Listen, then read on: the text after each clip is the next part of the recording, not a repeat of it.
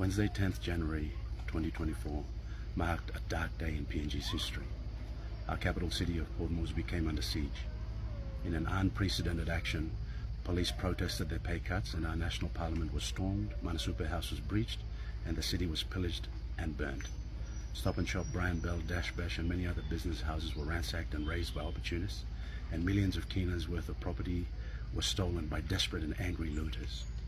How will we make reparations to these businesses? What a shameful and vicious act.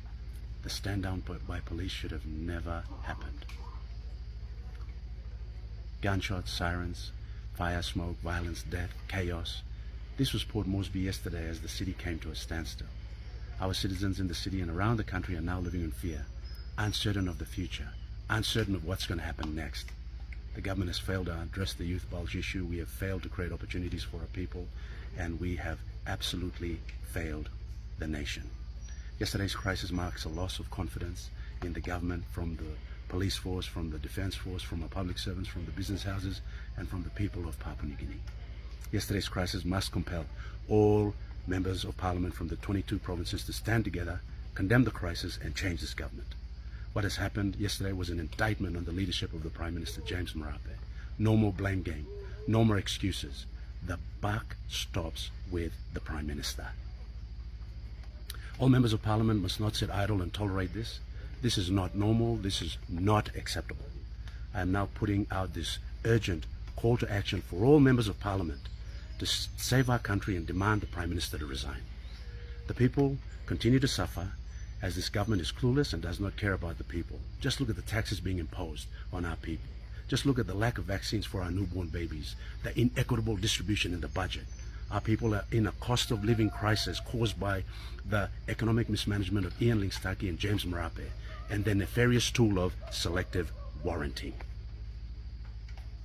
To give our people a future and a hope and prosperity and save the country, this land of 1,000 tribes, endowed with abundant resources and untapped potential, all the members of parliament must now come and stand together.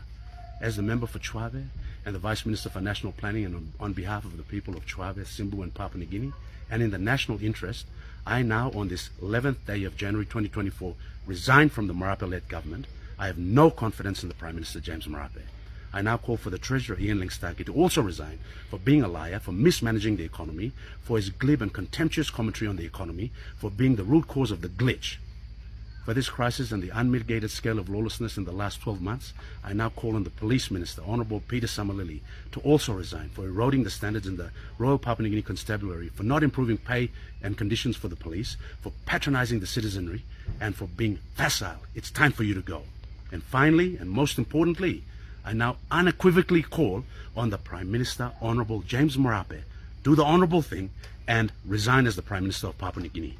Resign for being indecisive and weak, resign for allowing the economy to flop, resign for failed law and order, health and education, and resign for the country slipping into a banana republic and for this crisis happening under your watch.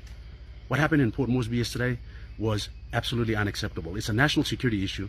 This is worse than the 1997 Sandline crisis and warrants the immediate resignation of James Marape as the Prime Minister. James Marape cannot continue to run the country on an ad hoc basis under his kakistocracy and prolong the people's suffering. The time has come for James Marape to stop pretending and step aside as the Prime Minister to put the nation's interests ahead of his own. After 4 years, look at Pogara, look at unemployment, look at inflation, look at the crime rate, look at what happened yesterday. This facade must stop. James Marape must resign.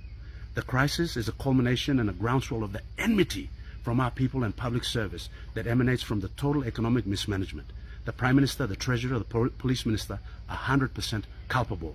Things will only get worse unless we stop this rot. We cannot continue under this weak, indecisive, flowery, ineffectual leadership. Enough is enough. To all members of Parliament, please ask yourselves when you look at your sons and daughters, is this the anarchy? Is this the kind of country that is fit for them? If it's not, then it's not fit for our people. For Chuave, the answer is no. We have to take action and take it now. Country Blayumi.